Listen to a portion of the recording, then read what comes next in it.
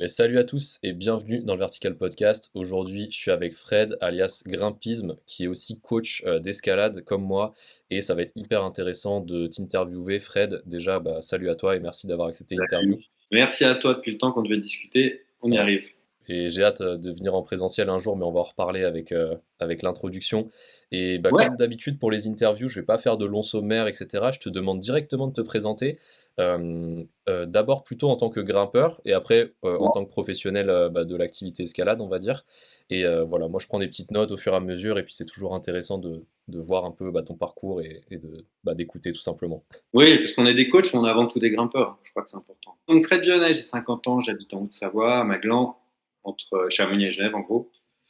Grimpeur, j'ai commencé à 14 ans, en 89. Et voilà, J'ai fait mon premier, c'était à 16 ans, mon premier 8A à 18 ans. À l'époque, c'était bien.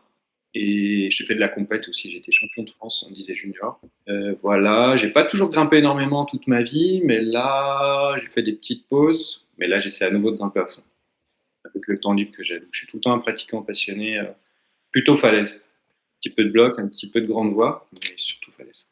Tout falaise, et du coup sur les années, tu dis que tu as peut-être eu des petites périodes de pause, peut-être des périodes où tu avais plus de temps, de motivation, etc. Est-ce que tu as un peu une idée moyenne de, je sais pas, le nombre de séances par semaine que tu faisais en moyenne sur toutes ces années? Les périodes où tu étais plus motivé, est-ce que tu en faisais beaucoup plus? Celles où tu n'avais pas le temps, est-ce que tu en faisais vraiment beaucoup moins? Je sais pas si tu as des ordres de grandeur un peu pour qu'on puisse se situer, pour voir aussi tout le temps que tu as investi dans l'activité.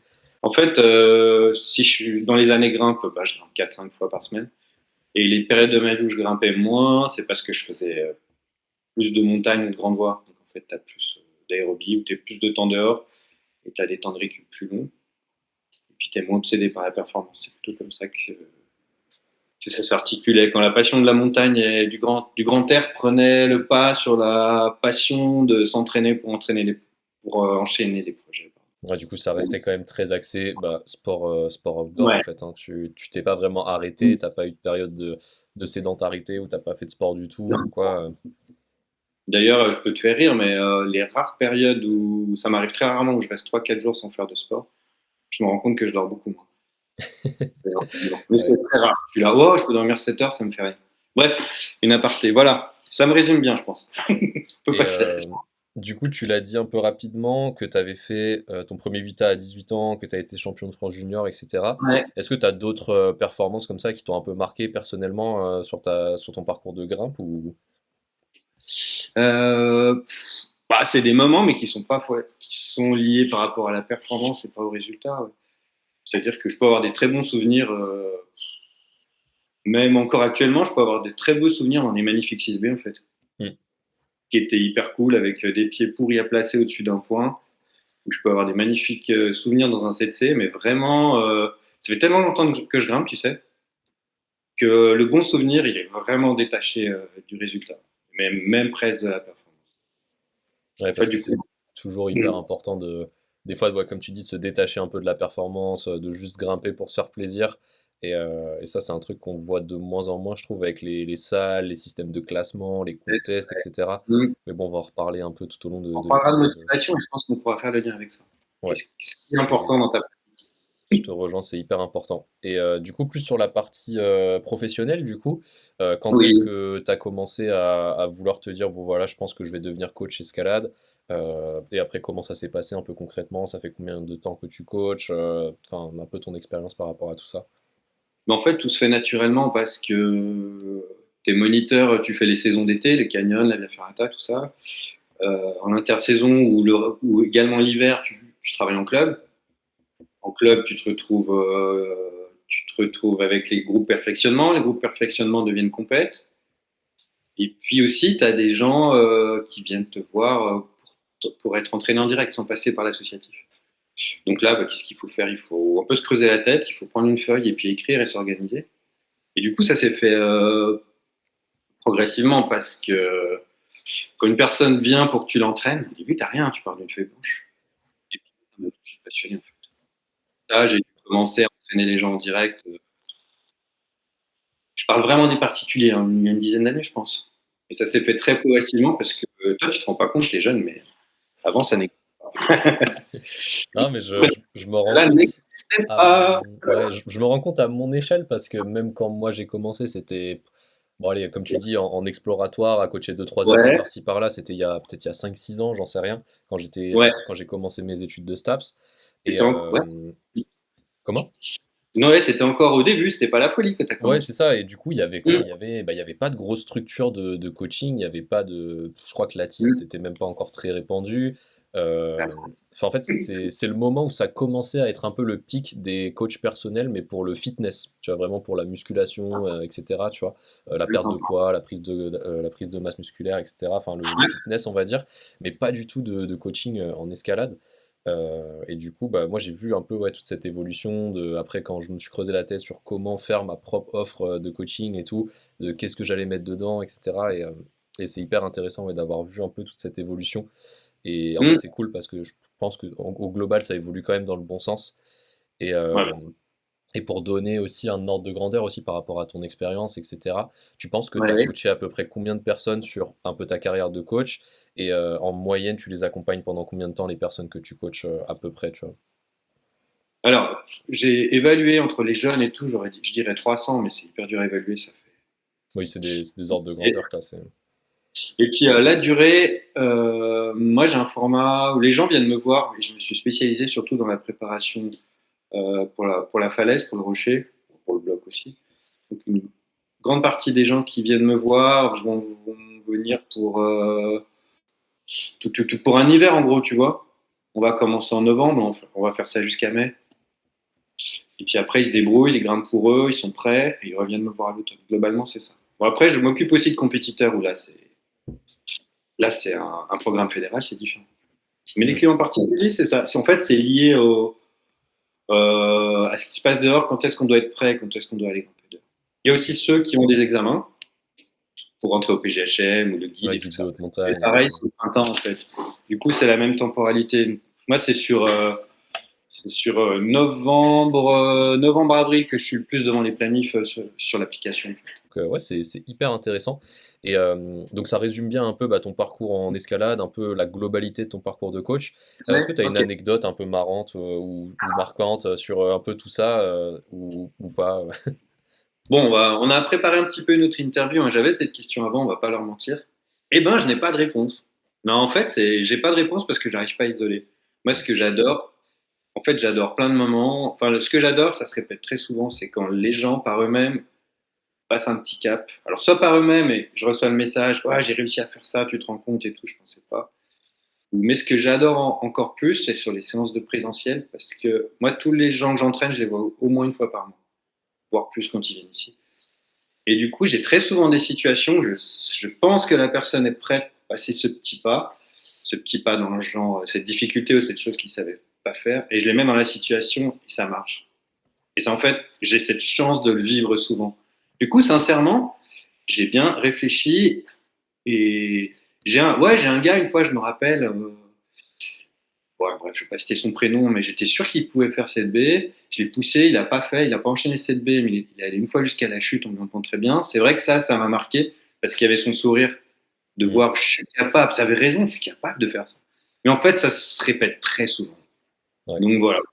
C'est pour ça que je suis hyper passionné parce que ce travail m'apporte plein de choses. Tout le temps. Bah, du coup, hyper intéressant parce que c'est vraiment ça, hein. C'est, comme tu dis, c'est plein de petites briques qui s'empilent dans le coaching quand vraiment les gens bah, Mm. débloquent des choses et Ouais. c'est assez marrant.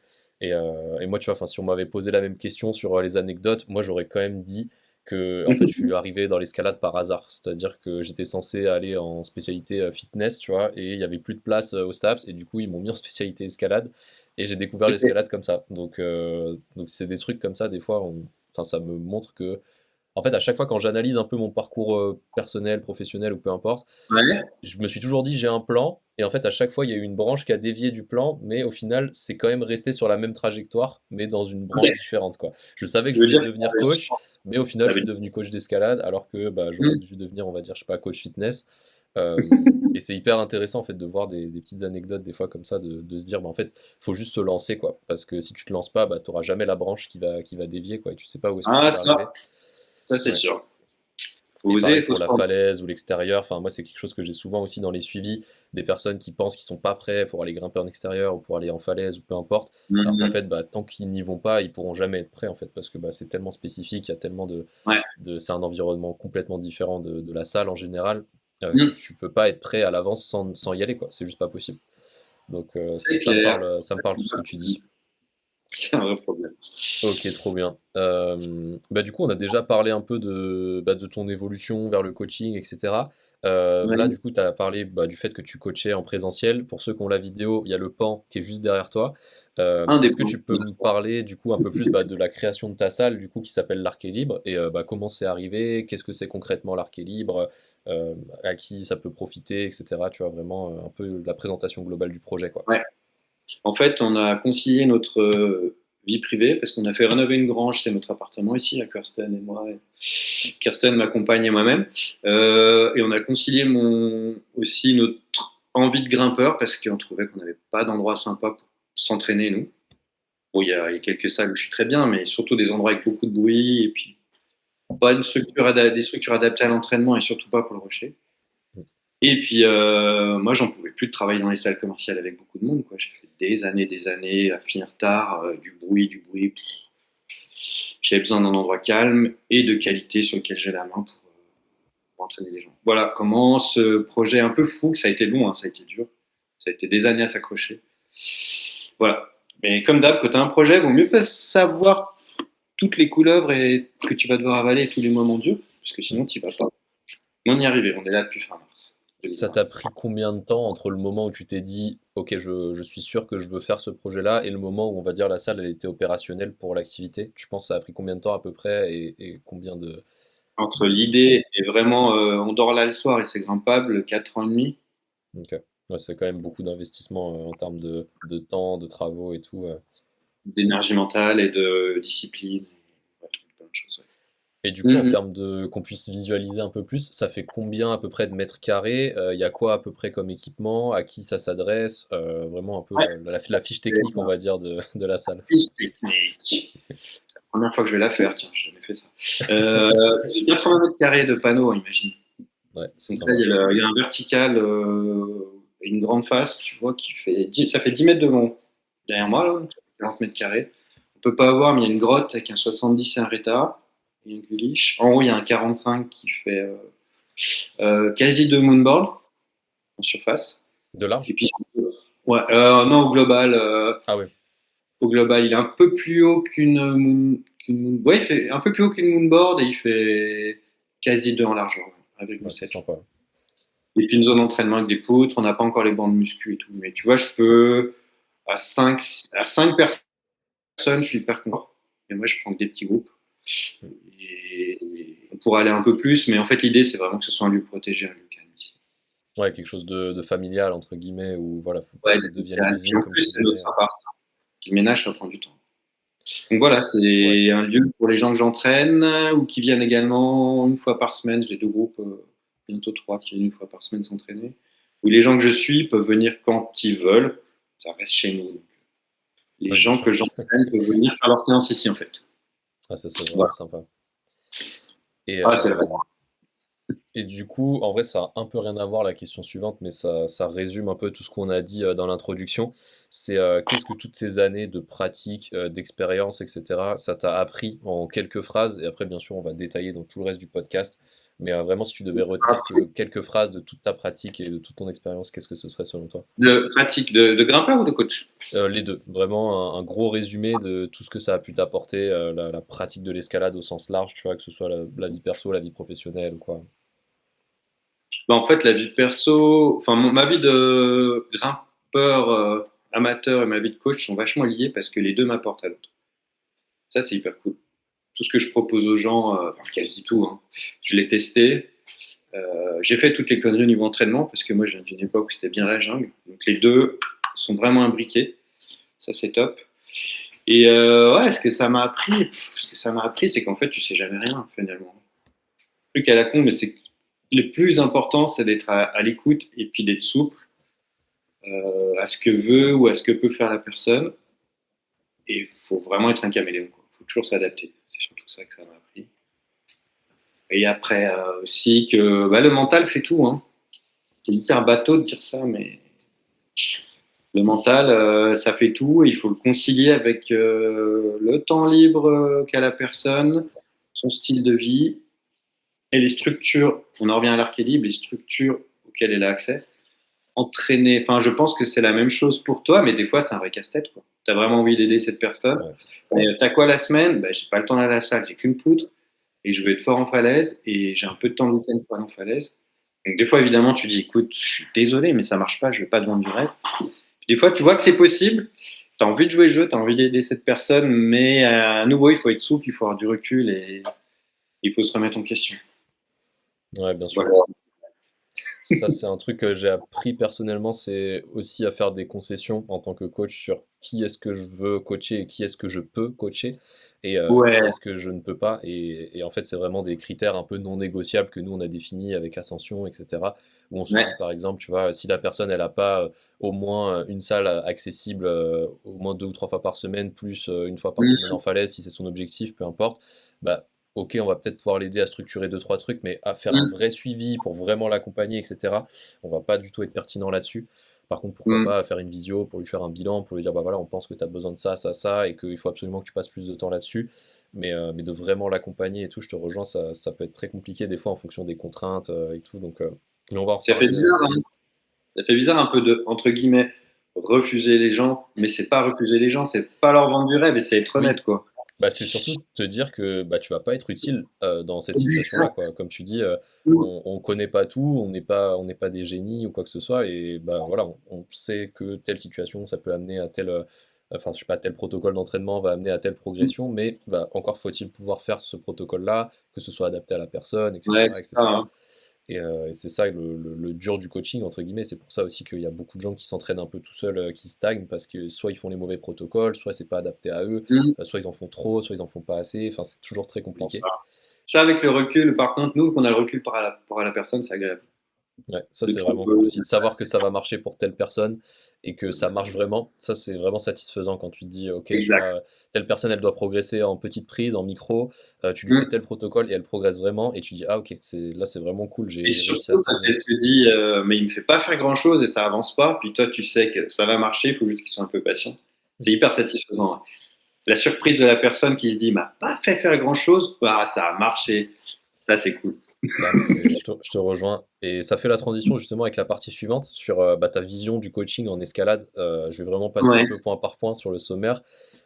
Question très compliquée pour la première question, mais je pense après ça va diriger un peu toute la discussion. Qu'est-ce que c'est pour toi un bon coach? Là, on parle vraiment d'escalade, hein, et après bah, Ouais. toutes les différentes catégories de pratiques dans l'escalade. Mais qu'est-ce que c'est pour toi un bon coach de manière assez simple en termes de questions, mais après tu peux rentrer bien sûr dans les détails. Pour moi, la réponse fondamentale est assez simple. Oui, c'est comme on disait tout à l'heure, c'est de comprendre la situation, mais surtout de comprendre la personne en face de quoi elle a besoin. Quoi. Elle a besoin, en gros, hein, elle a besoin soit d'être boostée, soit d'être tempérée, quoi. Je te dirais. Enfin, je sais pas si tu es d'accord avec ça, qui est un peu ces deux profils extrêmes. Et te situer là-dedans et de vite comprendre. Mais après, quand tu as l'habitude, de toute façon, tu vois une personne avant d'essayer une voix ou un bloc avec le langage corporel, ou avec plein de choses intuitives, tu comprends vite. C'est ça, vraiment comprendre la personne. Pour moi, c'est la base d'être un bon coach. Pour moi, ça paye. Je pense que pour certains, c'est très rapide. Moi, il aura fallu du temps et de l'expérience. C'est pas inné chez moi pour le développer. Je pense qu'il y en a qui sont très bons et qui l'ont très vite, mais pour moi, c'est vraiment la base. Surtout moi qui mise sur le présentiel. Et du coup, faire du 100% à distance, ce sera un autre métier pour moi. Moi qui vois les gens forcément une fois par mois, au minimum, que j'entraîne, sans les voir, waouh! Je le fais un petit peu des fois pour les potes, mais j'aime pas du tout ça parce que j'ai pas ce rapport direct Mm. et Non, j'ai moi pas mes repères. j'ai un peu fait les deux et en fait je Ouais. me rends compte quand même que le côté où tu peux toucher beaucoup plus de personnes quand tu fais vraiment du 100% en ligne et qu'il n'y a pas, Mmh. comme tu disais, les contraintes où tu dois aller dans les salles qui sont bruyantes, qui sont même pas Mmh. forcément accueillantes des fois. Enfin, en fait, il y a tellement de contraintes au présentiel. Si c'est pas dans ta salle, c'est vraiment, enfin bref, il y a vraiment trop de Ouais. contraintes. On nous pose des fois la question de est-ce qu'on fait des coachings en présentiel, nous avec Ascension, etc.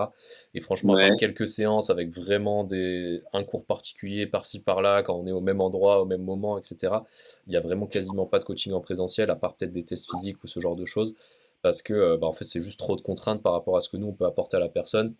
Ok, Et, ouais. un truc assez parlant, c'est que moi, des fois, je fais des visios de bilan. Tu vois, juste la personne réserve une visio pour faire un bilan, Ok. que ce soit un bilan des tests physiques, que ce soit Mhm. un bilan diète ou peu importe, ou une analyse un peu croisée Mhm. de toute sa pratique. Et juste en une visio de 45 minutes, je lui dis, bah écoute, regarde, tu as besoin de ça, ça, ça. Tu vas travailler Ouais. là-dessus tout seul pendant 3 mois, 4 mois. Tu me fais un retour dans 3 4 mois, tu me dis si ça a progressé. Et souvent, Ouais. juste en 45 minutes de visio où bah, je suis chez moi, j'ai pas bougé, etc., bah, la personne, je l'ai aidé à progresser sur les 3 4 mois qui ont suivi. Tu vois. Après, je dis pas que je l'ai fait passer du 7A au 8B, hein, je suis pas en train de dire ça. Non, mais Mais si c'est des gens très disciplinés, qui ont beaucoup de c'est recul et ça. qui souvent sont renseignés avant de venir te voir, et ça c'est cool, j'adore. Ça marche. Et ouais, juste le fait de donner quelques conseils et de juste bien structurer la chose et que la personne sache que bah, toi aussi tu y as réfléchi, tu es professionnel et tu dis pas ça juste pour lui faire plaisir, que Mhm. bah, en fait tu vas le faire avec plus d'intention que si c'est un pote à elle qui lui avait dit ah bah tiens, fais des tractions lestées, je sais pas quoi, t'inquiète, tu vas progresser et qu'elle le fait sans intention quoi. Donc Oui. ça c'est vraiment hyper parlant et je te rejoins sur Non, cette vision l'engagement globale. que le grimpeur prend envers le coach, il est hyper important. Ouais. Certaines personnes ont vraiment besoin de ça. Et selon toi, du coup, un peu question suivante, c'est quoi vraiment le rôle du coach chez le grimpeur adulte? Parce que je pense que toi et moi, on est un peu pareil, on travaille bah, plutôt avec des adultes, à part peut-être les groupes compétition avec les jeunes que tu as dit, mais la majorité, je Ouais. pense, ça va être des adultes. C'est quoi, selon toi, le rôle du coach bah, chez le grimpeur adulte? Quelle place tu occupes? Enfin, tu vois, tout ce C'est que ça englobe. beaucoup, c'est beaucoup organisationnel, je dirais. C'est-à-dire que tu as un objectif, et est-ce que l'objectif est cohérent par rapport au temps libre qu'ils ont, le stress de leur vie professionnelle et les structures auxquelles ils ont accès. C'est beaucoup, beaucoup d'accorder ça en fait. C'est pas toujours facile que de dire ouais, toi tu voudrais faire 8A, mais là tu es à 7B, faire 8A l'année prochaine par rapport à ton temps libre, ça marchera pas. C'est dur de le dire, mais il faut le dire. Et après, il faut vraiment ajuster ça, quoi. Objectif, contrainte et que ça matche. Une fois que tu as fait ça, enfin, pour moi, après, ben, ça roule parce que je connais mon métier. Si tu pars sur des bases solides, voilà, la prep physique, c'est un petit peu mathématique quand même. Moi, j'aime bien parce que c'est un petit peu mathématique, c'est un peu A plus B égale C, et voilà, ça roule. Mais il faut partir sur des bases solides, Ouais, comme tu cohérentes. dis, tout part des objectifs et des contraintes, Mmh, que ce soit contraintes voilà. matérielles, temporelles, etc. Et voir si les deux sont cohérentes et Mmh, s'il y a moyen de travailler comme ça. Et c'est hyper intéressant, tout ce qu'on est en train de dire, moi ça me régale là, un peu toute cette mmh. conversation. Ouais. Et selon toi, c'est quoi la différence entre entraîner et accompagner? Je sais que la question, on l'avait notée un peu à l'avance, ça peut paraître flou dit comme ça, mais je pense que tu as beaucoup de choses à dire là-dessus. Ouais, elle serait hyper floue, mais je pense qu'elle est. Je sais pas si tu as fait exprès, mais pour moi, elle est bien posée. Parce que moi, j'ai plusieurs façons en fait de fonctionner. Il y a soit vraiment les gens que j'entraîne, que je vois qu'une fois par mois, et via une appli, je suis tout quoi. Toutes les semaines, je planifie, on fait des retours, on modifie, tout ça. Et il y a également les gens que je vois une fois par mois, mais je leur donne juste des séances type et des lignes directrices. Et du coup, là, je les accompagne plus que je les entraîne, on peut dire, si tu veux. Mm. C'est des gens, bah, déjà c'est moins cher, et puis c'est des gens aussi qui ont une connaissance d'eux-mêmes ou du sport et qui s'en sortent bien comme ça. Du coup, là, je les accompagne.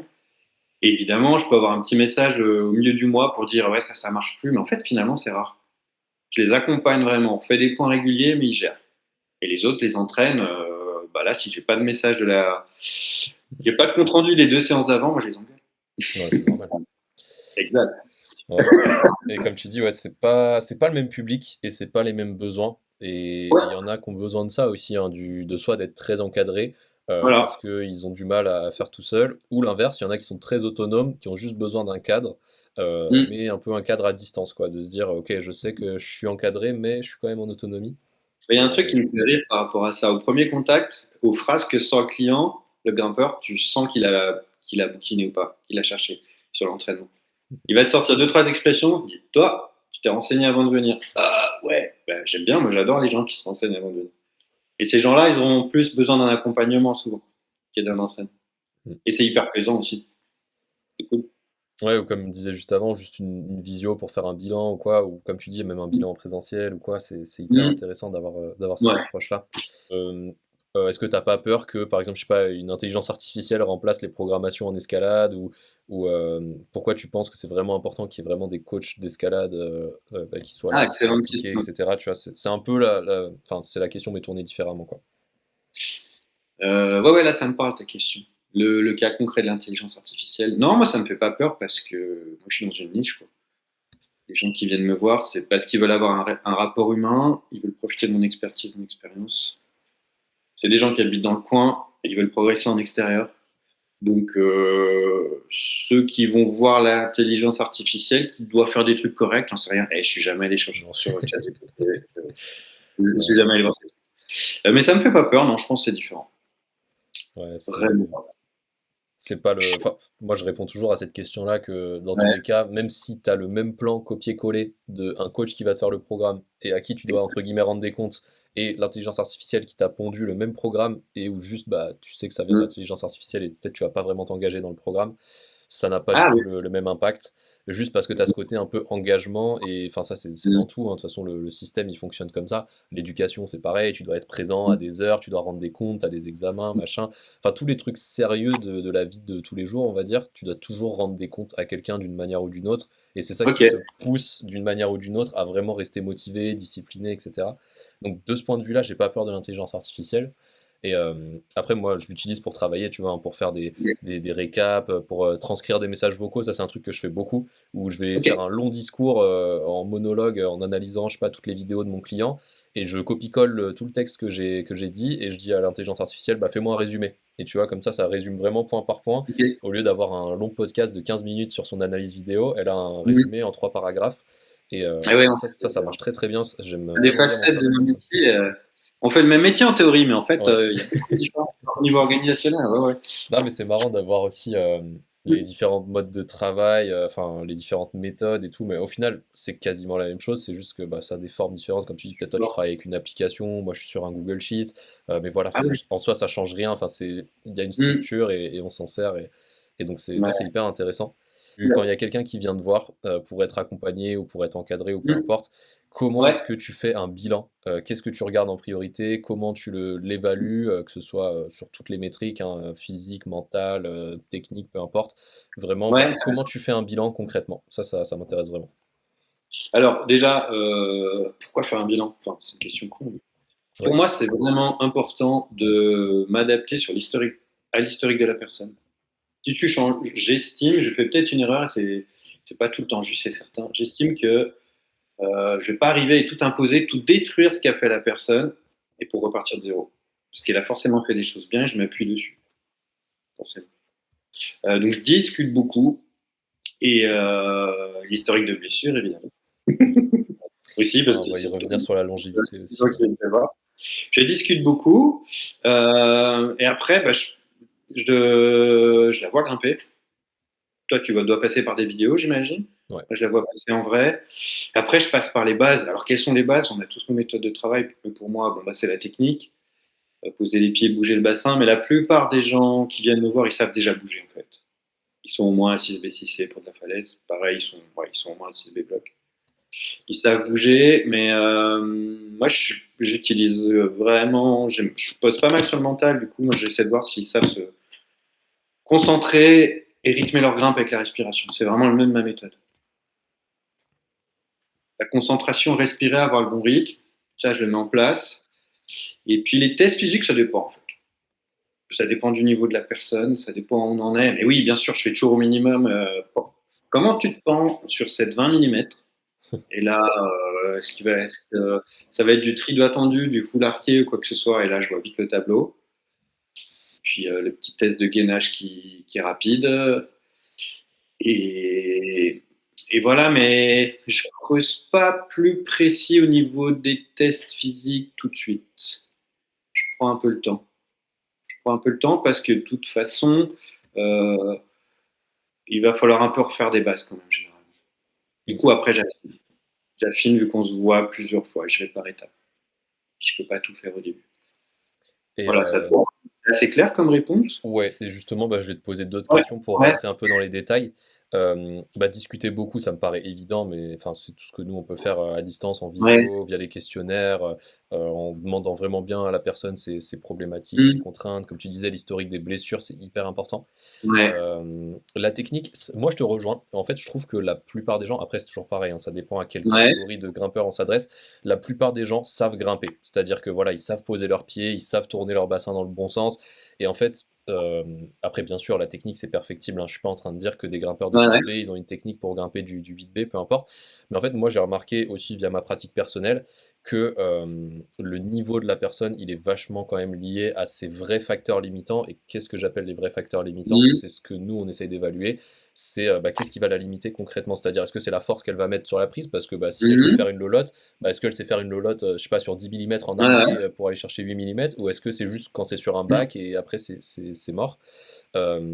Pareil pour tout ce qui est endurance, etc. Tu vois, enfin, il y a des gens qui grimpent très très bien, qui ont une très bonne force, mais qui sont pas du tout endurants. Tu vois, où tu vas leur dire, ok, bah là tu fais un circuit de 10 blocs et ils peuvent même pas finir le circuit, alors que c'est Ouais, loin de leur niveau max, etc. Tu vois, enfin, nous on cherche ouais. vraiment cette analyse un peu globale. On le fait via les tests physiques en majorité parce qu'on trouve ça plus rapide, Mhm. tu vois, de faire un test physique et de Et voir oui, après il y a que un truc carré à distance, c'est normal. ouais, Mhm. et du coup, en fait, on est vraiment axé sur cette histoire de facteurs limitants.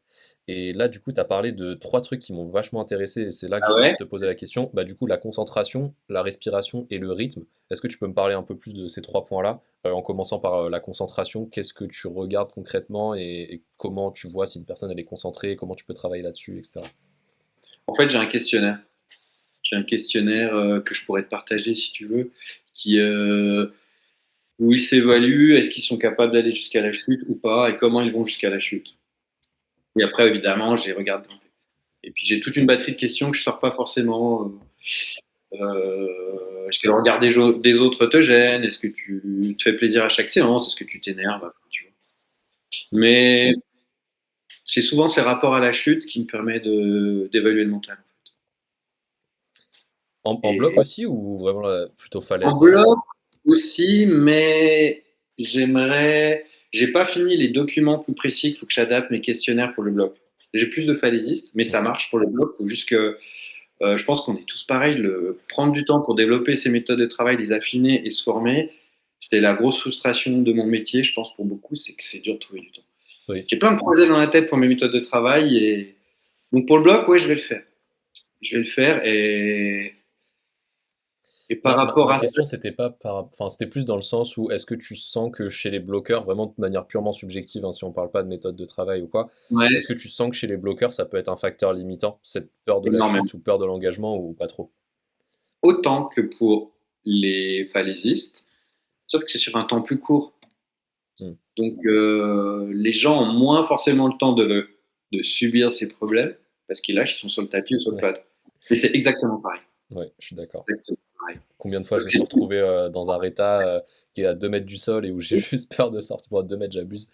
Mais Mhm. le réta en 4A où t'arrives pas à sortir parce que t'es tétanisé alors que t'as déjà fait tout le bloc. Mais Ouais. non, non, Et en ça, fait, c'est du ça me mental. parle.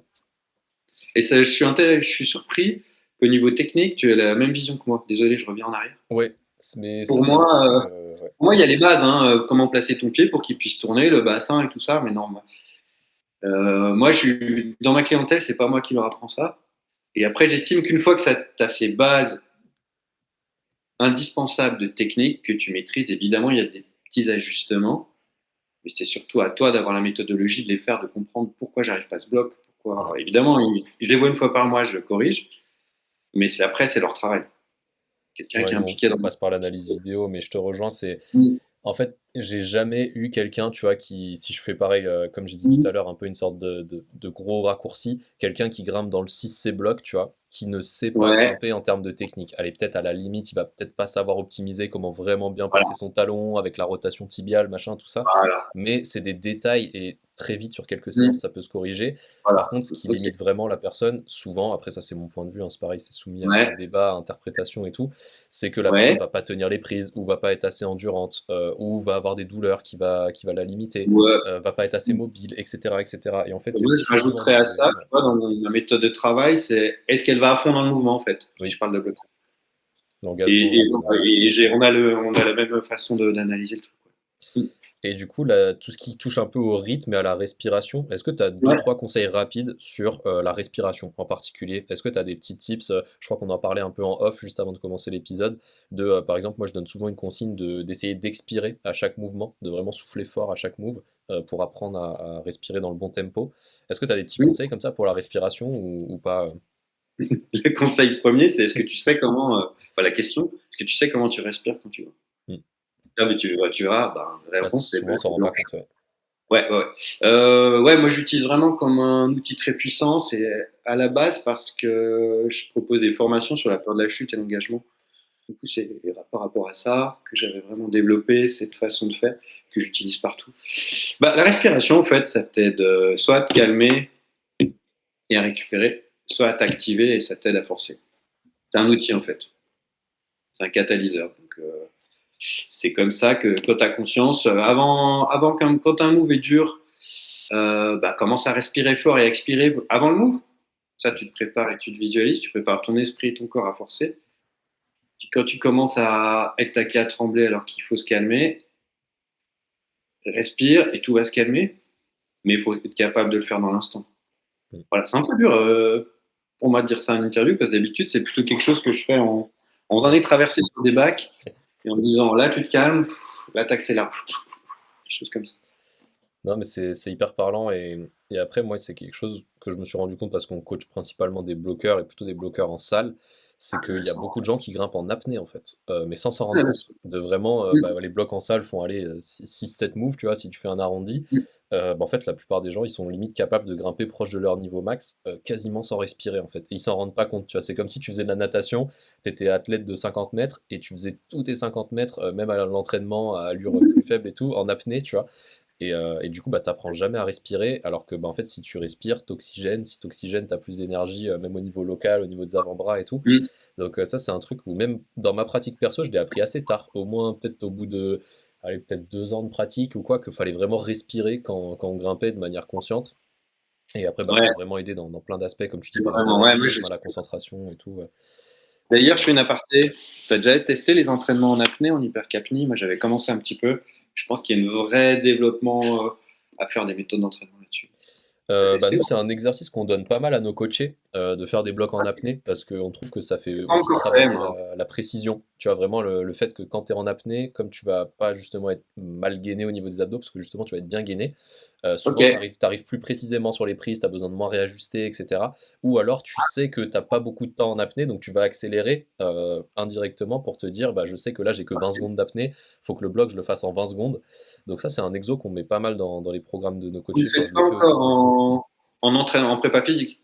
Par exemple, tu fais 8 moves en apnée, le reste de la boucle en récupérant, re 8 moves en apnée. Moi, j'ai commencé à tester un peu ces choses. Et il y a un bon bouquin qui est sorti là-dessus, là, sur la pré physique et l'hypercapnie. Mais Ok. j'ai pas eu le temps de. Enfin, voilà, on en J'étais, reparlera peut-être j'étais, ensemble. ouais, j'étais pas au courant, mais peut-être que je te demanderai la ref juste après Je le, demanderai le les podcast. refs et je pense que c'est un des actes de développement de la pré physique en escalade dans l'avenir. Bah, Bref. c'est sympa aussi parce que pour la partie préparation physique pure, tu vois, par exemple, voilà, juste faire des tractions. Tu dis à quelqu'un de faire des tractions, bah, la respiration, en vrai, elle est hyper importante. Moi, je pense que, tu vois, il y a vraiment un truc de, faut inspirer juste avant, faut rester en apnée pendant la majorité. Quand t'as les bras qui arrivent vers 90 degrés, t'expires pour finir la traction. Il y a vraiment un peu un rythme à respecter, on va dire, sur plein d'exercices de musculation, hein, tout simplement, même sur les suspensions, quand tu fais des répétitions, etc. De vraiment bien souffler, enfin, inspirer profondément par le nez, bien expirer, etc. C'est hyper important et je trouve que bien travailler sa respiration sur la prépa physique où tu es vraiment dans un environnement contrôlé, etc., où tu peux te focaliser là-dessus, c'est un peu la porte d'entrée pour après commencer à vraiment bien respirer sur le mur. Mais Et, c'est hyper ouais. intéressant. Et pour les bloqueurs, moi j'aime bien dire aux bloqueurs, parce que ça les surprend toujours, que pour moi les variations de respiration sont beaucoup plus complexes et subtiles en bloc et cruciales en falaise. Mm. C'est que sur un temps très court, tu vas faire des micro-variations.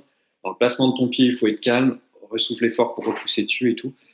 Et c'est vraiment de l'orfèvrerie, la respiration en bloc. C'est hyper intéressant et c'est sous-côté. Oui, sous-travailler aussi, Ouais. je te rejoins.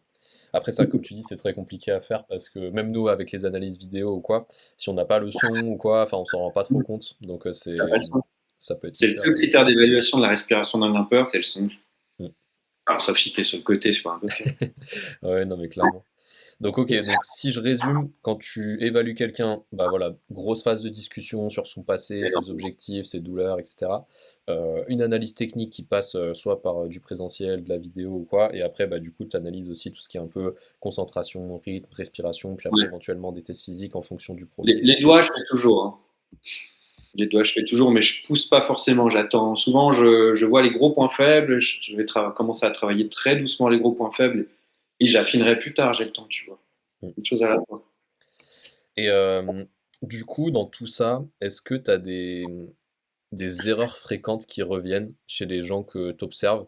Tu vois, par exemple, moi j'ai beaucoup de personnes qui viennent me voir qui font beaucoup trop de séances. Tu vois, ils vont grimper 6 fois par semaine pendant 4 heures, ils sont épuisés tout le temps. Ça, je sais que c'est une erreur très courante de, voilà, tu grimpes Mm. trop et tu fais un peu n'importe quoi en termes de structure. Est-ce que toi aussi, tu as des erreurs fréquentes comme ça qui reviennent des gens que tu croises, enfin, ou que tu as pu croiser dans ta carrière d'entraîneur et que tu corriges vraiment assez souvent comme type d'erreur? C'est plutôt de faire toujours la même chose, moi je dirais. Le trop, c'est chez les jeunes. Ça se calme souvent avec l'âge. Mm. À partir de 25-30 ans, ça se calme. Plus de Mais contraintes par aussi. contre, ouais, et puis moins de récup, un peu de lassitude. Mais les erreurs principales, c'est de toujours faire la même chose et de vouloir progresser, mais sans se poser les questions. En fait, c'est le manque de recul, moi, je dirais. Mm. Est-ce que je progresse? Est-ce que je progresse en quoi? Est-ce que je progresse techniquement en ce moment? Est-ce que je progresse physiquement? Est-ce que je progresse mentalement? C'est plus ça, en fait. Et les erreurs. Et puis, sinon, en choses concrètes, oui, l'erreur, c'est classique. Il y a beaucoup de gens qui viennent me voir parce qu'ils sont dans un cercle vicieux de blessures, Mm. surtout de blessures au doigt. Et puis, donc, le typique, tu t'en doutes, c'est je me suis fait mal en arqué, je suis nul en arqué, donc je fais plus d'arqué. Et qu'est-ce qui se passe? Ben, je me blesse. Ouais. C'est vraiment, vraiment très classique. Mais peut-être que depuis 2 ans, ça s'est un petit peu calmé grâce aux multiples vidéos, surtout anglo-saxonnes, qui sont sorties sur le sujet sur YouTube. Mais ouais, la blessure était vite et c'est beaucoup ça. Ouais, bah surtout que l'évitement, c'est bien juste au tout début quand tu veux être dans la phase un peu de guérison. Et après, bah, si tu sais que tu vas devoir arquer un jour ou l'autre sur le mur, faut absolument le renforcer. Donc après, Mmh. comment le renforcer? Il y a 10 000 méthodes différentes. On va pas rentrer dans les détails. Mais Non, non, non. ouais, ça me paraît évident, quoi.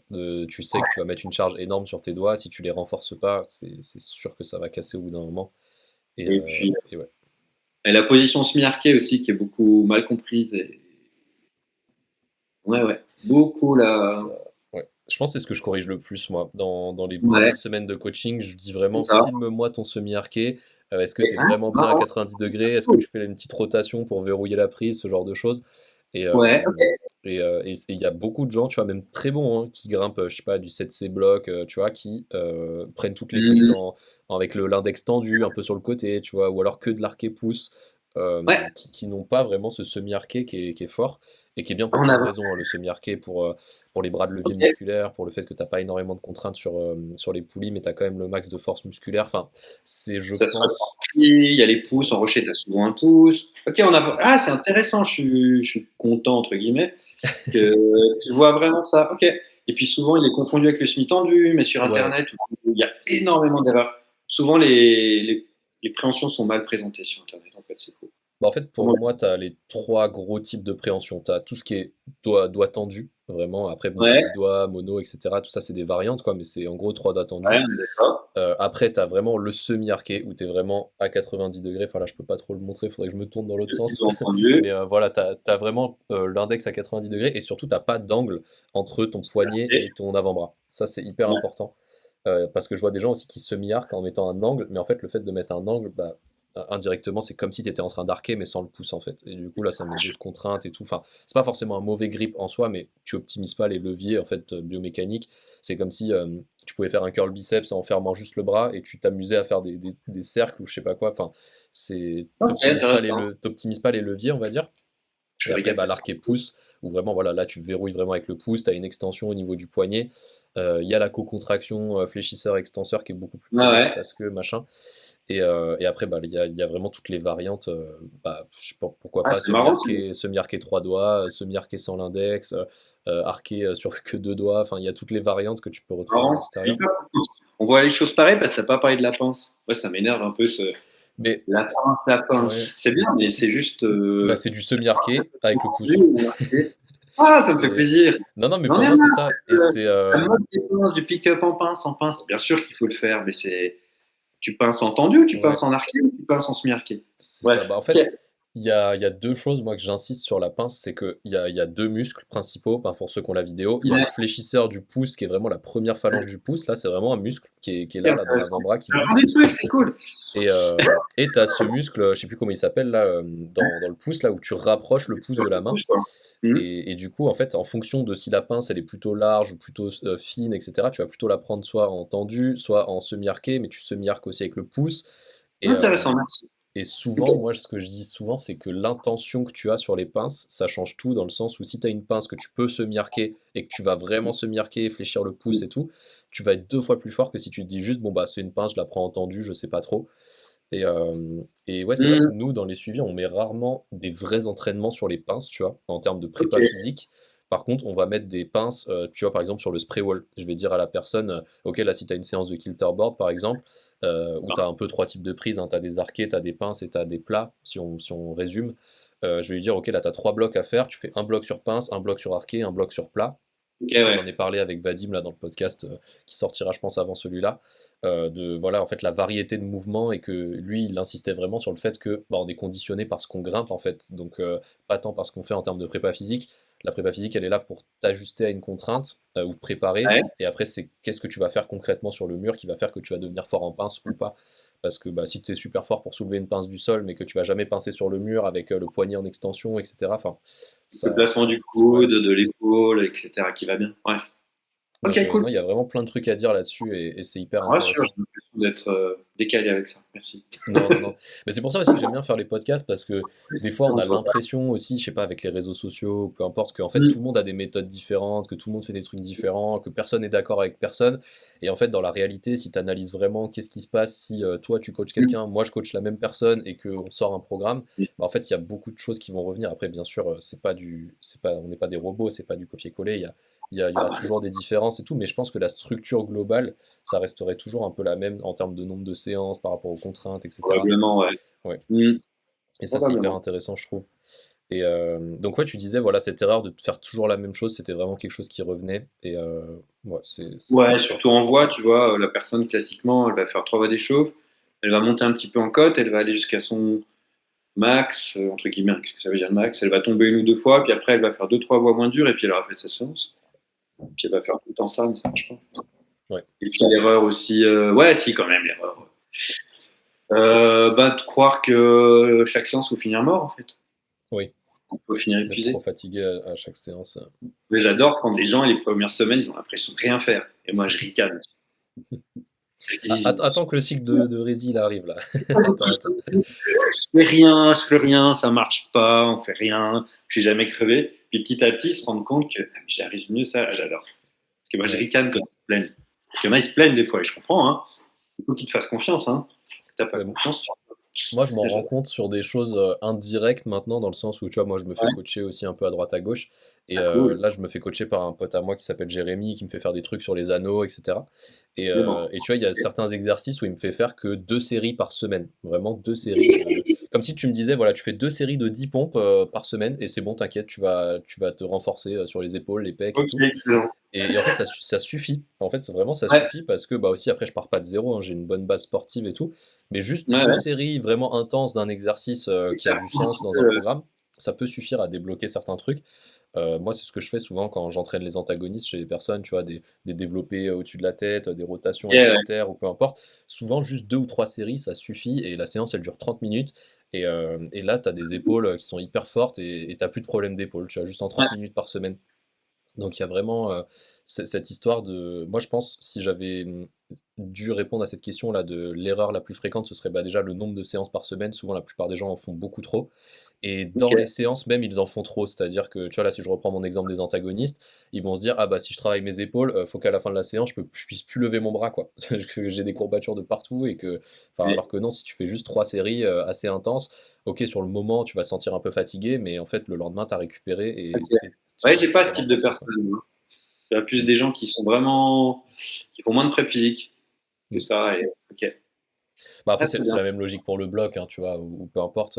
Ah bah là, j'ai Mm. fait 3 fois le circuit rouge dans ma salle, alors que peut-être que si je l'avais fait une seule fois en essayant de tout flasher et en m'analysant à chaque fois, peut-être que j'aurais plus progressé parce que bah, je me serais moins fatigué, j'aurais été plus efficace, plus concentré, etc. Enfin, il y a plein de trucs comme ça qu'on peut analyser. Ouais, faudra qu'on en reparle en off, ça m'intéresse parce que Mm. pour t'adapter aux contraintes des salles commerciales, comment tu fais? Ouais, vous devez être Ouais. sacrément malin et sacrément vous creuser la tête. Ben, souvent, c'est des exercices de grimpe. Bon, là, Voilà, c'est ça. je réponds un peu là par aparté, mais tu vois, on va dire à la personne. Bah, tu vois l'exemple de grimper en apnée, où au final, bah, Ouais, ouais. un bloc bleu dans ta salle, ce serait quoi? Ce serait un 5B bloc, tu vois. C'est bien Bah, au final, si technique tu tout le le fais en temps, des choses apnée, comme ça. ça peut Ouais, être un peu plus technique, de toucher les prises de main avec les pieds, tu vois, ce genre de ouais, choses. ok. Ouais, Donc, ouais. pas mal d'exercices techniques. Et après, moi, c'est surtout la structure des séances, c'est-à-dire que, comme tu disais, là, le schéma type de la personne qui va en falaise, qui fait deux trois voies de chauffe, qui va dans son max, qui redescend. En fait, ça, c'est la séance type des bloqueurs qui s'échauffent pas trop, Ah ouais, qui vont direct dans leur niveau max, qui sortent rien du tout parce qu'ils sont pas assez activés, qui du coup sont frustrés, donc redescendent juste d'un niveau, et en fait, ils se détruisent dans le niveau juste en dessous parce que, ils veulent vraiment se fatiguer et ils ah, sont je frustrés de ne pas avoir sorti un truc dur. Et c'est cette séance qui se répète en boucle, donc c'est un peu la même chose que pour la falaise. Enfin, c'est exactement le même schéma type que tu as décrit là pour la falaise, mais en bloc. Et du coup, bah, on va mieux structurer la séance. On va dire à la personne, ah bah regarde, là tu vas juste faire 3 blocs max, ouais, 30 minutes par bloc. Vraiment, tu mets un chrono, au bout de 30 minutes, tu changes de bloc. C'est pas grave si tu vas le sortir à l'essai d'après. Tu pourras revenir dans 2 jours à la prochaine ok. séance, tu vois, peu importe. Et après, oui, des fois, on est vraiment limité par le matériel dans les salles. Par rapport au fait que tu vois, par exemple, Ouais. si la personne nous dit bah, je veux progresser pour la grimpe en extérieur et que dans la salle, tu que des ouvertures dynamiques, des cordeaux, des Mhm. skates, des jetés, là, on va dire ok, c'est très compliqué. Est-ce qu'il n'y a pas un spray wall? Est-ce qu'il n'y a pas une kilterboard? Est-ce qu'il n'y a pas Donc tu quelque passes par chose. la poutre, quoi. Ouais. Et encore, même sur la poutre, bah, tu travailles pas trop la variété de mouvements, tu vas juste augmenter la capacité Ah, oui, physique bien de la sûr. personne. Et j'en ai quelques-uns, tu vois, qui sont comme ça, où ils sont dans une salle où c'est pas forcément idéal pour s'entraîner. On sait Ouais, que c'est pas idéal, mais on se dit, ok, le jour où là tu vas déménager, où tu vas faire, enfin tu sais qu'en gros, voilà, là tu vas changer d'environnement et tu vas vraiment pouvoir aller en exté, bah tu auras acquis les capacités physiques qui vont faire que tu vas beaucoup moins te blesser, tu bah vas oui. beaucoup mieux transférer. Donc, Mhm. mais ça revient à l'environnement. Je vais faire un podcast là-dessus bientôt, là, Flash, Ouais, pour dire en gros bah, que l'environnement, ça conditionne vraiment absolument tout, hein. C'est-à-dire les personnes avec qui tu grimpes, où est-ce que tu vas grimper, le style de tes séances. Enfin, c'est vraiment ce que tu grimpes en soi, c'est ton identité de grimpeur, peu importe ce que tu penses ou ce que ouais, tu trucs. c'est ton Enfin, identité de grimpeur, c'est vrai. Mhm. et, euh, ouais, ça c'est vraiment hyper intéressant. Du coup, en vrai, bah, je passe un peu à la partie suivante, sauf si tu voulais rajouter des choses. Non, non, allons-y, parce que là, on pourrait parler des Ouais. heures. J'avais d'autres idées, mais Bah, c'est parfait. Bah on se écoute, reverra une autre fois. comment est-ce que tu structures concrètement un programme? Là, je vais pas faire la différence entre court terme, moyen terme, long terme. Là, tu m'as parlé de que la plupart des gens, Mhm. ils venaient te voir pour une saison. Si je résume, en gros Ouais. de novembre jusqu'à mai. Comment tu pourrais programmer un peu? Est-ce que tu fonctionnes avec des cycles? Est-ce que tu fonctionnes avec des tests réguliers? Enfin voilà, un peu une sorte d'aperçu de à quoi ça peut ressembler une programmation sur plusieurs mois selon toi, quand l'objectif de la personne c'est de progresser dans un truc particulier. Du coup, bah déjà, donc comme on disait, je les vois une fois par mois. En plus du suivi par Opti Trainer, par l'appli où là j'ai un retour direct. Donc là, on corrige le tir. Bah moi, je fonctionne à rebours. Hein. L'entraînement, c'est ce que les gens comprennent peut-être pas, c'est que on part de l'échéance et on remonte le temps. Hmm. Donc après, je suis dans la classique. Après, tu mets les périodes de vacances où la personne va pouvoir grimper ou pas, les trucs de travail qui vont être pénibles, les semaines qui vont être harassantes. Hmm. Tu mets vraiment les contraintes et après tu mets tes cycles. Donc, il peut y avoir des cycles de 2 semaines, de 3 semaines, d'une semaine et tu remplis en fait. Euh, T'as un schéma type qui revient. Souvent, tu vois, il y a le fameux cycle volume, force, rési ou volume, force, puissance, peu importe. Enfin, est-ce ouais, qu'il y a vraiment un pattern que tu répètes souvent? Après, bien sûr, ce qu'on dit là, c'est des cas généraux, hein, c'est pas adapté à une personne en particulier, qui il y revient a un souvent ou pas? truc qui est assez. Je j'ai jamais entendu d'autres collègues le faire, mais moi pour la voix, donc pour la rési quoi, pour la rési longue, je me suis inspiré des entraînements en endurance pour faire ça et ça a marché direct très bien, j'aime beaucoup. Je fais du foncier, c'est-à-dire de l'endurance intensité constante, avec de la force. Pour moi, la force c'est du foncier. Je parle pour un physiciste. Mhm. Après, je ferai de la rési dégressive, c'est-à-dire que j'apprends aux gens à se péter en grimpant et à récupérer en grimpant. Ok. Et après, je fais du progressif. Je leur apprends à résister à l'accumulation de fatigue. Ça, c'est vraiment mes petites recettes, hein. Je balance mes secrets, hein. Après, c'est ça que j'aime bien aussi dans les podcasts, c'est que là, tu vois, tu dis, je fais ça, mais concrètement, on sait pas vraiment ce qu'il faut faire au protocole près, à la série près, si c'est adapté à la personne, etc. C'est juste pour avoir un peu cette logique. Et Mm. c'est hyper intéressant, cette histoire de récup À active, tu vois, distance, d'apprendre tu à... fais ça? T'as déjà entendu parler de cette façon de faire ou... De récup active? Non, non, de faire des cycles d'endurance dégressive puis Ah non, non, non. progressive. La Ok, manière dont tu l'as dit, là, je l'ai jamais entendu. Par contre, je ok, pense que bah je cool. vois un peu ce que tu dois mettre un peu dans chaque cycle. Et tu vois, un Ouais, exercice, moi, que j'adore, par exemple, pour les cycles de Rési, quand la personne, elle a ce profil, alors je l'ai beaucoup, parce que moi, j'ai beaucoup de bloqueurs, de personnes ouais, qui ne sont pas capables de délayer. C'est-à-dire que même si tu le mets les deux mains sur un énorme bac, impossible de se refaire. C'est juste pas possible, parce qu'ils n'ont pas appris à le faire, ils n'ont pas la voilà. capacité de respirer, de se relâcher, etc. Comme tu dis, c'est un apprentissage plus qu'une capacité physique. Et du coup, bah, en fait, je le mets littéralement sous forme d'exercice de prépa physique où je vais dire à la personne, bon, bah là, tu fais par exemple des repeaters sur la poutre, j'en sais rien, tu vois, 12 Ouais, fois, bien sûr. 12 fois 7-3, enfin voilà, en gros, t'es complètement daubé. Et là, tu te mets sur les gros bacs de ta poutre, donc vraiment les bacs de traction, hein, pas les bacs pour les doigts. Et je lui dis, Mm. là, tu mets une chaise devant toi et pendant 4 minutes, tu délayes. C'est-à-dire que comme si tu étais dans un dévers à 45 degrés sur un bac et Ouais. tu délayes, Bah, tu etc. vois, pendant moi, quand 4 je suis obligé de devoir faire ça à une personne que j'entraîne, c'est que je suis vraiment en galère de structure. Oui. J'ai Bah quelque là, chose dans les... c'est le cas où la personne s'entraîne à la maison et qu'elle a pas le Ouais, temps, par exemple, tu vois. ouais, ouais, à la maison, C'est... ouais, pour gagner du temps de déplacement. Ouais. Et puis, aussi, un truc vraiment que j'utilise beaucoup, donc au-delà de ce foncier dégressif, progressif, j'utilise beaucoup le RPE. Bon, en fait, je fonctionne qu'à ça, Oui. hein. Et puis, j'augmente les RPE donc pour que les gens comprennent. Le RPE, c'est l'effort que tu ressens. 10 sur 10, t'es à fond. 1, t'es vraiment hyper tranquille. 5, c'est déjà moyennement difficile. Et donc, l'objectif, ça va être au bout de X mois ou X semaines de fournir des efforts à 9 sur 10 ou 10 sur 10. Mm. Et je planifie l'augmentation de ce RPE pour être prêt, pour pas se griller en fait, pas trop en faire, et être prêt à des RPE élevés à la fin de ta planif. Et toi, tu utilises beaucoup le RPE?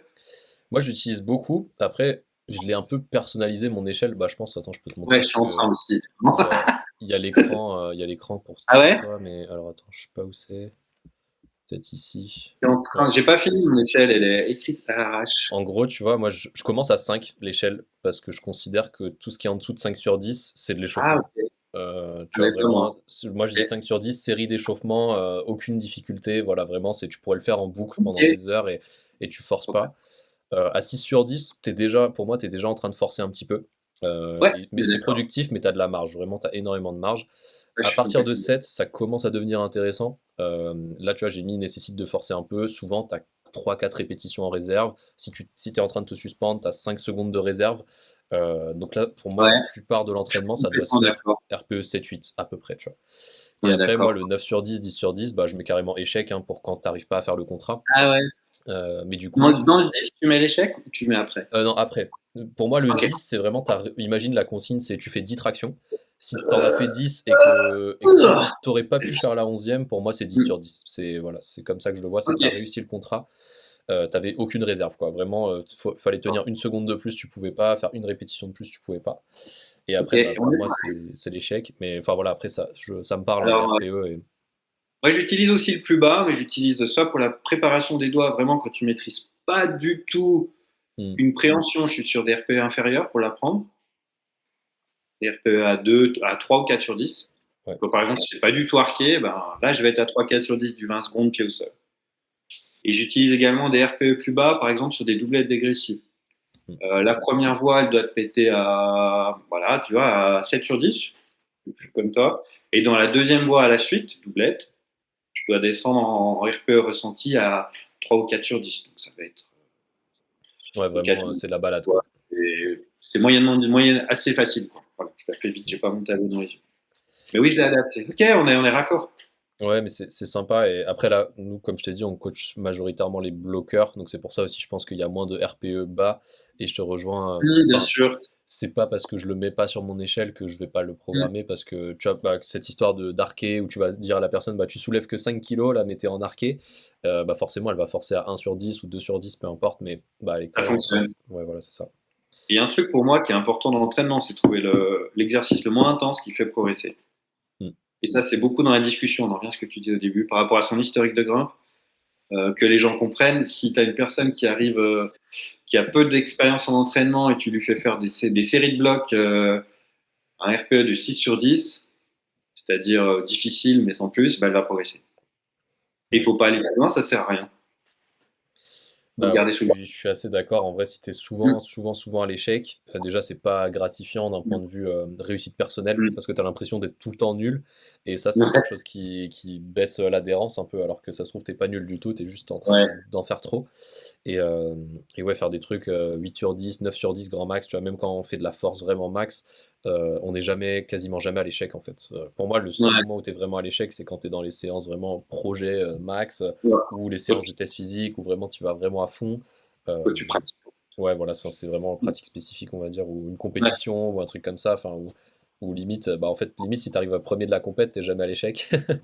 Mais, euh, Ouais, mais c'est ouais, vrai. non, c'est assez marrant. C'est clair. Euh, Ok, super intéressant. Donc, oui, tu fonctionnes quand même par logique de cycle. Tu as dit Ouais. que ça pouvait être des cycles qui pouvaient durer de 4 semaines jusqu'à une semaine. J'imagine que tu fonctionnes aussi avec les semaines de décharge ou de deload ou peu importe. Ouais.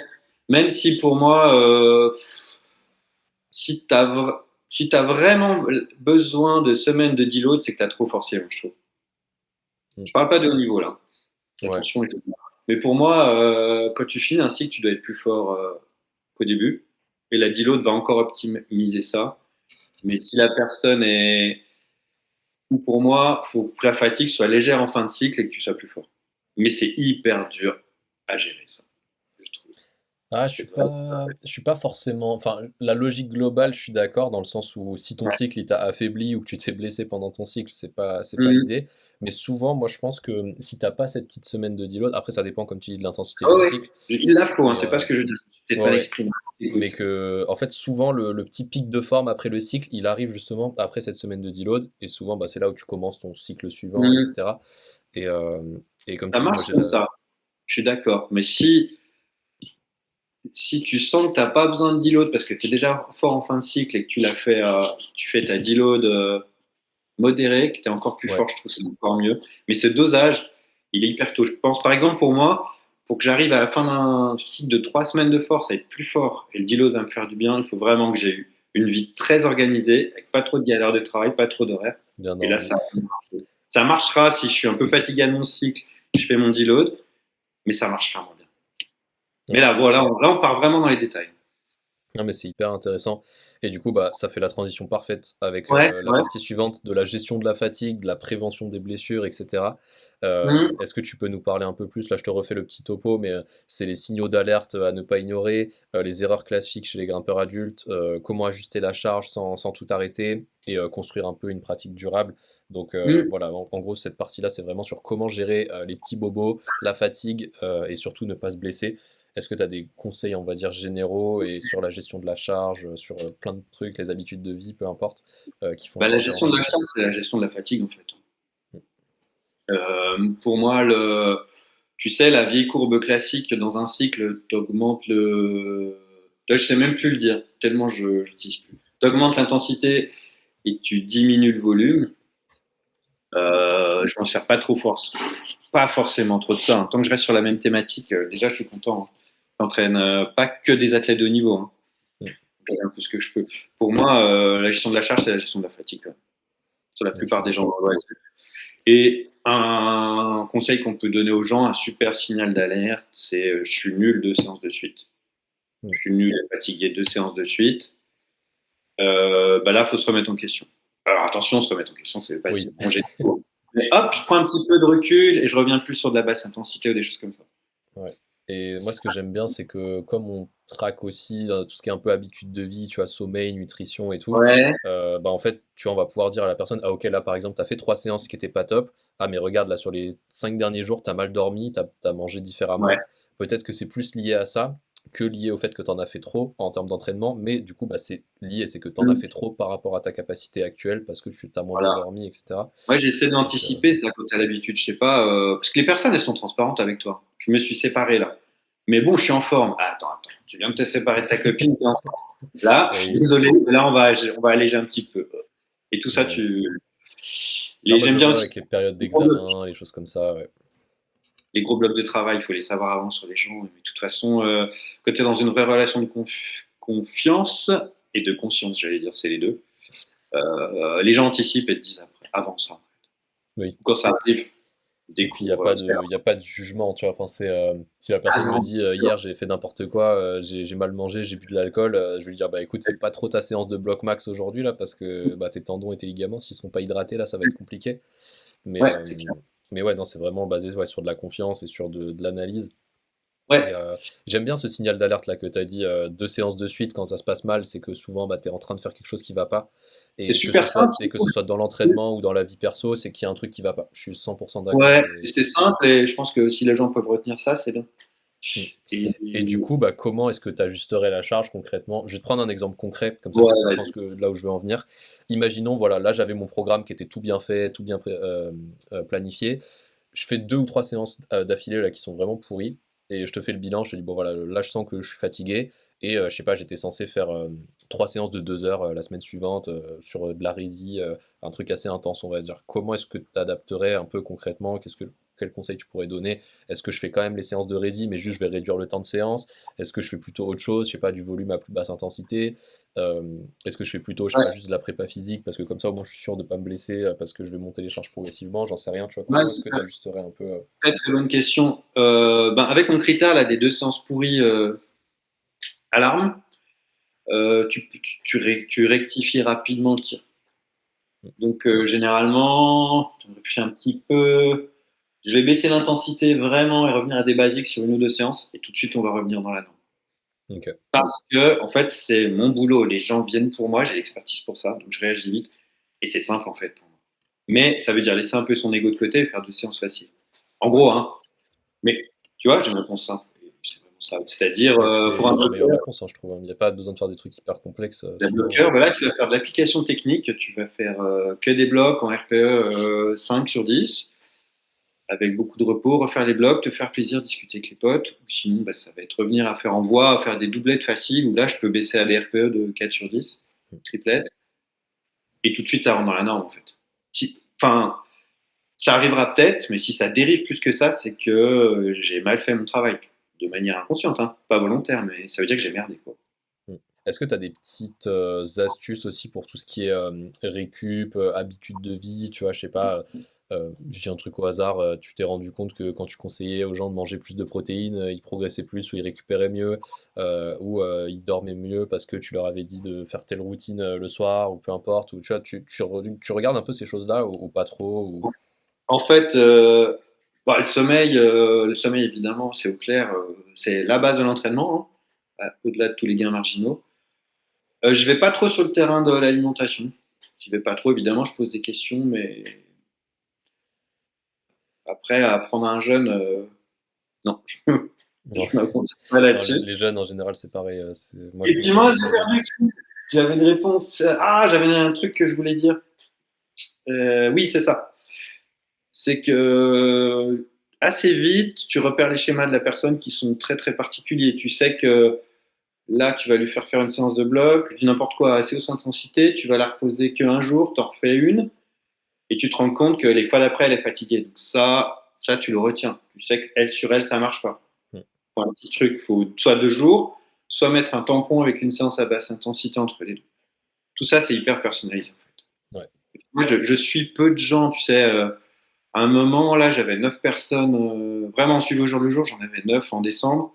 Là, ça commence à être dur pour moi parce que je fais aussi pas mal de présentiel.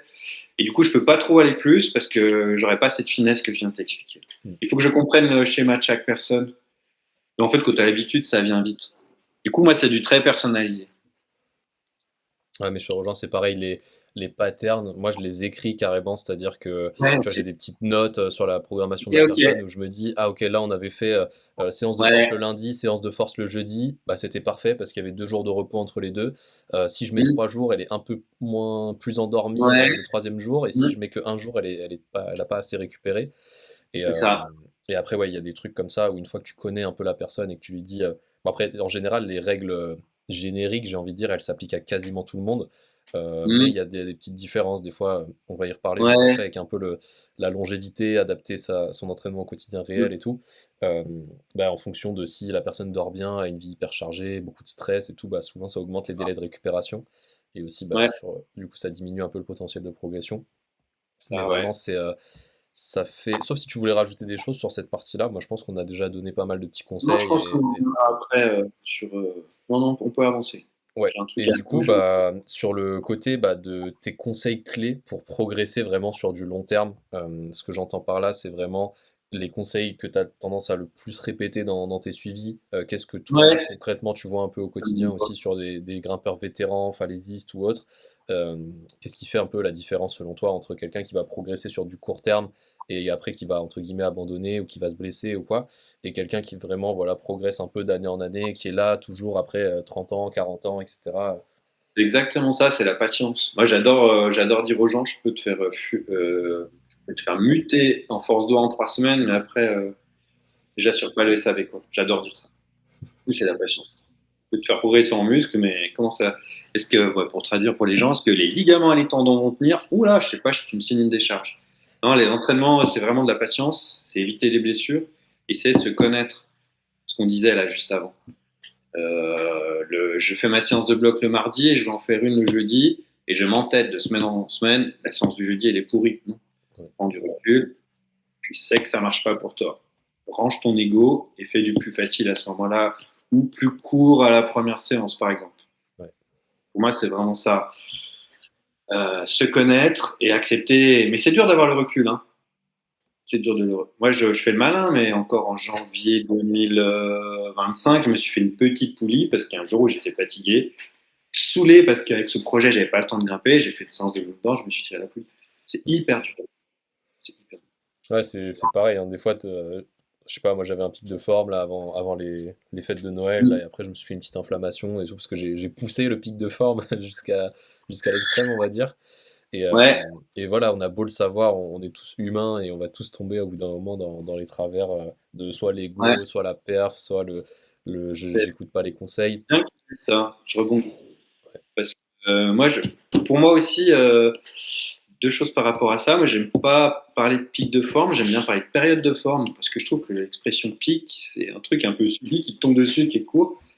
Moi, quand j'entraîne les gens, j'aime bien programmer une période de force et je considère que le mental et la confiance, faut aussi le programmer là-dedans. Mm. C'est-à-dire que, par exemple, pour un falaisiste, voilà, j'ai un gars, il veut faire son premier set à vue.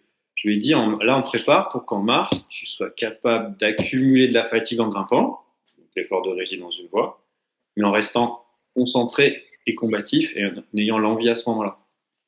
Tu vois, j'inclus tout ça en fait. Pas oublier que l'entraînement n'est pas de la prépa physique. Il faut aussi être bon, avoir le bon feeling pour bien grimper à ce moment-là et avoir l'envie et être prêt à s'engager mentalement. Ouais. Et ça, j'aime bien jouer là-dessus parce que moi, je les vois les gens aussi. Et ils sont pas loin. Bah, ce que tu as dit, ça me parle aussi parce que souvent, Ouais, on va opposer préparation physique, entraînement, enfin en gros, on va dire ah ouais, non, mais moi je fais que grimper, je veux pas m'entraîner. Mais en fait, tu peux t'entraîner en grimpant. Enfin, il n'y a pas besoin de faire de la muscu pour s'entraîner. Enfin, tu peux juste exact. faire des circuits, Bien. grimper d'une manière structurée. Enfin, Ouais, et c'est pour ça que j'ai jamais compris cette approche de ah mais non, moi je fais que grimper, je fais pas de renfo ou peu importe ou quoi. Enfin, comme si c'était en opposition et que tu ouais. pouvais pas juste te dire voilà, là je fais un exercice de grimpe ou comme tu dis, je fais de la résille ou j'accumule de la fatigue ou je vais quand même travailler ma combativité ou je sais pas. Donc, ouais, non, bien sûr, après, comme tu dis, il faut Encore adapter pire avec le système. Instagram. Hein. Ouais, Actuellement, avec Instagram, entraînement égale prep physique. Mais non, c'est pas ça. ouais, et puis je le dis dans plein de podcasts avec le piège d'Instagram, c'est que tu regardes les perfs parce que bah, c'est ce qui fait des vues, c'est ce qui fait de l'engagement, c'est des trucs un peu hors normes. mais en fait, c'est hors norme. C'est-à-dire qu'il y a personne qui fait ça. Enfin, il y a peut-être un mec dans une cave quelque part dans Le le faire, monde. le gars, Et le forme, quoi. c'est. Ouais, et puis c'est le truc. Le gars, il s'est entraîné à faire que ça, il est bon pour ça. Enfin, t'es là en mode, bon bah ok, ou alors c'est un grimpeur pro qui a X mille années d'entraînement. Enfin, tu peux pas te comparer en Et fait. je rebondis quand je parlais de patience, c'est exactement ce que tu dis en fait. L'effet Instagram, l'effet YouTube, ouais, il est super fort. Mais il est fort 2 fois un mois comme ça par année, par exemple. Mm. Le gars s'est préparé, il a accepté de faire des choses plus faciles, d'être fatigué, de plus avoir, etc., de patienter pour arriver à cette période où il est bien dans son corps et dans sa tête. Mais les gens le comprennent assez vite, je trouve. De toute façon, Ouais. Quand tu ils commences à viennent voir. t'entraîner, tu t'en rends compte en fait. Voilà. L'organisation, enfin, l'entraînement, c'est une organisation. Comme tu dis, hein, Et, c'est pas faire des. un petit conseil un peu plus longévité sur Ouais. si je devais faire un cliché de question, ce serait vraiment qu'est-ce qui change selon toi entre l'entraînement quand tu as 30 ans ou l'entraînement quand tu as 45 ans? Selon toi, Mm. ce serait quoi en termes de réponse assez courte? J'ai des réponses concrètes, assez courtes. Euh, Ce qui compte, c'est d'être tout le temps motivé. Et pour être tout le temps motivé, il faut savoir ce qui te plaît dans la grimpe, en fait. Et si tu peux avoir plusieurs choses qui te plaisent dans la grimpe, qui te permettent de varier les formes de pratique ou les formes d'entraînement, pour quand il y a un truc qui te saoule ou que tu es fatigué, te raccrocher à autre chose et rester dans le train, c'est bien. Moi, j'aime la grimpe parce que c'est dehors, parce que j'aime partager ça avec les potes, parce que j'aime l'effort physique de forcer les pieds qui partent, défoncer les règles et tout. Et aussi parce que j'adore ces instants de concentration qui sont très courts et très fugaces, mais que j'adore m'entraîner longtemps pour ça. Du coup, tu vois, ça me fait Mm. 4 axes pour aimer la grimpe. Ça me permet de durer et de ne jamais me lasser. Quand quelque chose me saoule, je bascule plus. Si je veux plus, si je suis fatigué et que je veux juste me faire plaisir, je vais faire des grands bois faciles avec les potes. Et ce sera de l'entraînement différent. Voilà. Ouais, puis tu vas quand même capitaliser parce que bah, ça reste de la grimpe, tu vas travailler ton Voilà. aérobie, tu vas travailler ta technique, etc. Enfin, C'est ça, exact. ouais. Voilà, pour moi, c'est la motivation, mais motivation à quoi? Ouais. Pas facile, je sais, comme question.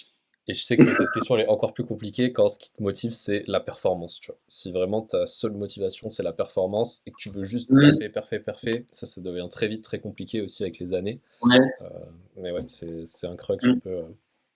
Ouais, c'est une question complexe. Mais ça, j'aime bien le voir aussi, la performance en termes des fois, de volume sur des séances. Tu vois, par exemple, de faire des perfs, mais sur des séances de volume. De se dire, je sais pas, je prends un exemple au hasard. Ok, là, j'ai fait 10 fois 7A sur la moonboard, bah, c'est une perf. Tu vois, enfin, je considère ça comme une perf. Ouais, très C'est bien. cool, j'ai fait ma séance de volume, j'ai validé mes 10 fois 7A. Et comme ça, t'es pas obligé de faire une énorme croix en termes de cotation ou quoi, pour sentir que tu es en train de progresser ou sentir que tu as fait une Voilà. perf. Par exemple, Et ouais. pareil pour le renfo, tu vois, d'avoir des petits benchmarks ou des trucs de, je sais pas, je prends l'exemple des tractions parce que j'aime bien les tractions, mais ok, là j'ai fait 3 tractions à 50 kilos, là maintenant j'arrive à en faire 5, bah c'est cool, j'ai progressé. Enfin, tu vois, ce genre de petits Exact. trucs où même si D'où t'aimes la l'intérêt du perf, de faire. RPE. D'où l'intérêt du RPE, ouais. Permet d'être encore plus précis pour valoriser les progrès. Ouais. Je faisais 5 tractions à 10 kilos, j'étais à 8 sur 10 en RPE, et là, je l'ai fait, je suis à 6 sur 10, bah, 5 Mm. progrès. Ouais. C'est Non, mais clair. clairement, mais c'est trop intéressant. Et c'est vrai que, comme tu dis, j'ai l'impression qu'on aurait pu rentrer encore plus en détail dans Voilà, tous on les peut parler sujets, 3 etc. heures. Mais pourquoi pas potentiellement faire une partie 2 un jour, Ouais, ouais, si t'es carrément. Juste motivé, bah, rencontrer même avec si je viens en un peu. présentiel, Ouais, ça tu me fait viens à la vraiment maison. plaisir. Et ouais, non, franchement, avec plaisir. En plus, je sais que je dois aller voir un pote à moi qui habite en Suisse et tout, donc je sais Ok, que tu me je dis. passerai un jour ou l'autre, c'est sûr et certain. Et bah, en fait, si ça te va, ou si tu voulais rajouter d'autres choses, on passe à la Non, on est conclusion bon du là. podcast. Je pense que on peut vraiment aider les gens avec ce qu'on a dit là, parce qu'on a donné des bonnes ficelles quand même, qui sont simples mais pas intuitives. Non, mais du coup, qu'est-ce qu'on peut retenir globalement de ton expérience de coach selon toi? C'est que, enfin, là, moi, je résume, après, tu me dis si j'ai bien résumé. Vas-y. C'est qu'en gros, déjà, il faut vraiment être à l'écoute des personnes. Ça, c'est indispensable. Je te rejoins à 100%. Si là, vous êtes coach et que vous nous écoutez et que vous voulez imposer des choses aux gens et tout, ça va pas marcher. Ou alors, c'est que vous travaillez pas avec le bon public, je pense. Hmm. Euh, et ensuite, il y a vraiment cette histoire de, bah voilà, il faut quand même structurer, adapter à la fatigue, faire en sorte de comprendre qu'est-ce qui marche vraiment pour la personne en termes de durée de récupération, en termes de protocole, qu'est-ce qui la motive vraiment à grimper, vraiment creuser un peu toutes ces raisons Ouais. et réussir à structurer un programme qui amène vers les objectifs de la personne et que voilà, bien sûr, il y a des périodes où tu vas très bien progresser, d'autres où tu es un peu plus stressé, ça va être peut-être un peu moins bien, mais tu réussis quand même à rester dans le wagon, comme tu disais, parce que tu vas te mettre d'autres Ouais. objectifs de maintien ou peu importe. Ouais. Et est-ce que tu avais d'autres choses à rajouter sur ce qu'on peut retenir globalement de tout l'entretien? Bon, on rajoute quand même, on parle de force doigt vite fait. Non, là, les doigts, c'est tout, hein. Ouais, voilà, faut renforcer les doigts et Hein, franchement, tenir des règles, tenir des prises mauvaises, ça reste un facteur énorme de progression, hein. ouais. La tête et les doigts, et après un peu de gainage, et voilà, on fait déjà beaucoup. Bah, surtout pour la grimpe XT, en vrai, c'est. Bah, Oui, c'est pour ça. j'en parlais dans le podcast avec Vadim, là, enfin, je fais beaucoup de liens, Ouais, mais pareil, lui, il avait écouté aussi des interviews d'Adam Ondra et tout ça, qui disaient ouais, que, en gros, ils avaient identifié une quarantaine de mouvements différents en extérieur, et qu'après, c'était que des variantes. C'est-à-dire que, en soi, il y a 40 techniques qui existent, tu vois, de, je sais pas, juste fermer le bras pour aller chercher une main gauche, un croisé, un décroisé, une lolotte, peu importe, tu vois, tous les termes un peu techniques. T'as que une quarantaine de gestes, en fait, à vraiment connaître. Et après, bah, c'est que des variantes, bien sûr. Une lolotte sur 10 mm, c'est pas pareil qu'une lolotte sur un bien micro-graton tout sûr. pourri. Mais voilà, c'était que en fait une quarantaine de moves. Et c'est vraiment. Bah, je te rejoins aussi dans cette analyse technique qu'on a citée au début de podcast, où la plupart des gens, ils savent, entre guillemets, grimper, c'est-à-dire qu'ils savent poser leurs Mm. pieds, ils savent prendre les prises de telle manière, forcer dans telle position. C'est juste que après, bah, ils ont d'autres facteurs limitants qui les empêchent de faire du coup de Mm. plus dur. Et, euh, et ouais, je te rejoins à 100% dans le fait de ouais, renforcer Hein, les doigts.